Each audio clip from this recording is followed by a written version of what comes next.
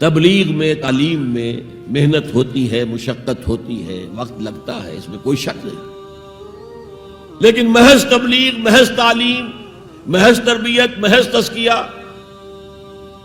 یہ محمد رسول اللہ کا طریقہ نہیں ہے۔ برا نہ مانیے، میری بات پر غور کیجیے۔ محمد رسول اللہ کا طریقہ کیا تھا؟ دعوت دو قرآن کے ذریعے، انذار کرو قرآن کے ذریعے، بشارت دو قرآن کے ذریعے۔ فَإِنَّمَا يَسَّرْنَاهُ بِلِسَانِكَ لِتُبَشِّرَ بِهِ الْمُتَّقِينَ وَتُنذِرَ بِهِ قَوْمًا لُدًّا۔ اے نبی، ہم نے اس قرآن کو آپ کی زبان میں آسان کر دیا ہے۔ وَلَقَدْ يَسَّرْنَا الْقُرْآنَ لِلذِّكْرِ فَهَلْ مِن مُدَّكِرٍ، 4 دفعہ آیا ہے سورہ قمر میں۔ ہم نے قرآن کو نصیحت اخذ کرنے کے لیے بہت آسان کر دیا ہے، تو ہے کوئی جو نصیحت کا طالب ہو؟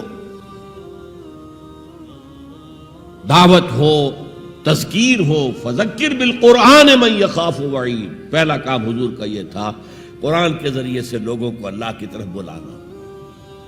یہ دعوت، تبلیغ کسے کہتے ہیں؟ To reach out to someone, to convey to ہم سم میسج، یہ تبلیغ ہے۔ اور اس کو کھینچ کر لے آنا اللہ کے راستے کی طرف، یہ دعوت ہے۔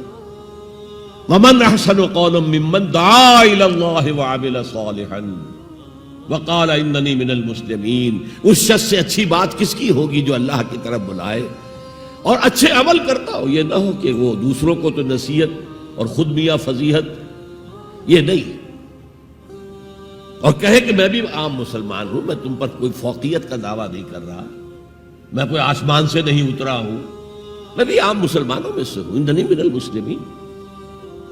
تو قرآن کے ذریعے تذکیر، قرآن کے ذریعے نصیحت۔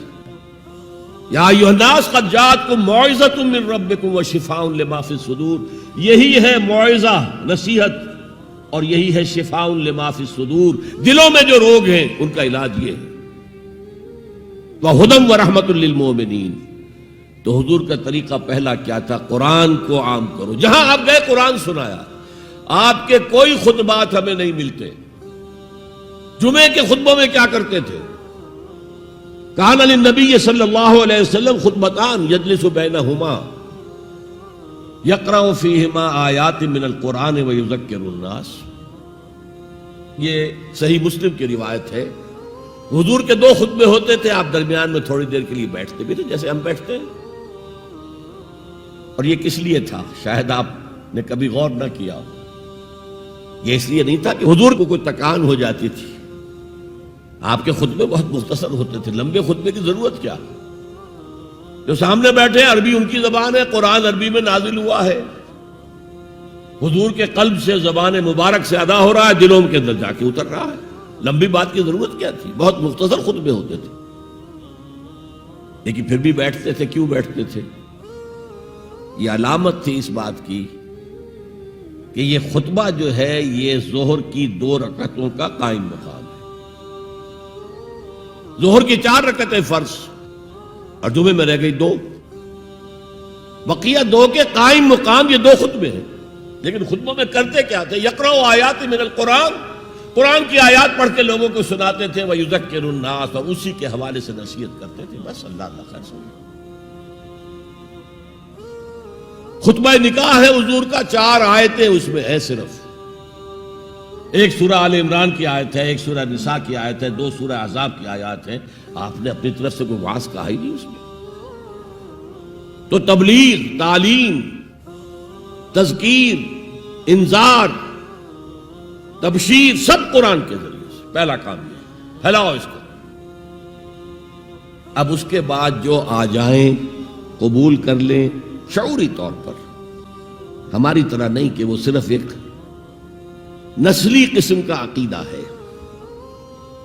ظاہر بات ہے اس وقت جو مان رہے تھے وہ تو دل یقین کے ساتھ مان رہے تھے نا، انہیں پتا تھا ہمیں گھر بار چھوڑنے پڑیں گے، ہماری بیوی ہم سے علیحدہ ہو جائے گی، والدین ہمیں گھروں سے نکال دیں گے، اور مارے پڑیں گی نوجوانوں پر اور غلاموں کے اوپر تو جو بے پناہ سختیاں ہوئی ہیں۔ تو ظاہر ہے جب تک یقین دل میں کامل پیدا نہ ہو جائے کوئی بھی زبان نہیں کھولتا تھا کہنے کے لیے کہ اشہد ان لا الہ الا اللہ واشہد ان محمد رسول اللہ۔ تو جو آ گئے ایمان کو قبول کر لیا، اب ان کو جمع کرو، منظم کرو، آرگنائزیشن، اس لیے کہ نظام کو بدلنا آسان کام نہیں ہے۔ کہیں بھی کوئی خلا تو ہے نہیں، کوئی نہ کوئی نظام ہے۔ ڈیموکریسی ہے تو وہ حاکمیت عوام کا نظام ہے، کیپٹلزم ہے تو وہ ڈکٹیٹرشپ آف دی کیپٹلسٹ ہے، نظام تو ہے نا۔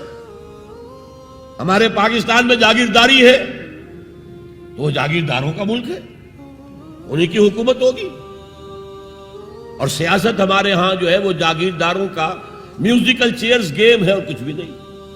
بہرحال ہر نظام کے ساتھ ویسٹڈ انٹرسٹ ہوتا ہے، ایسے طبقات ہوتے ہیں جن کو مراعات حاصل ہے، مراعات یافتہ طبقات، پریولیج کلاسز، اور وہ کبھی برداشت نہیں کریں گے کہ آپ ان کا نظام کو ہاتھ لگائیں۔ دے وانٹ اسٹیٹس کوو، جو نظام ہے وہی رہنا چاہیے۔ تو نظام کو بدلنے کے لیے تو جانوں کا پھر ہدیہ دینا پڑے گا، لہذا منظم جماعت بناؤ، موب نہ ہو، ہجوم نہ ہو۔ دین کی بات پھیلانا صدقہ جاریہ ہے، ثواب کی نیت سے ویڈیو کو شیئر ضرور کیجیے۔ جزاک اللہ۔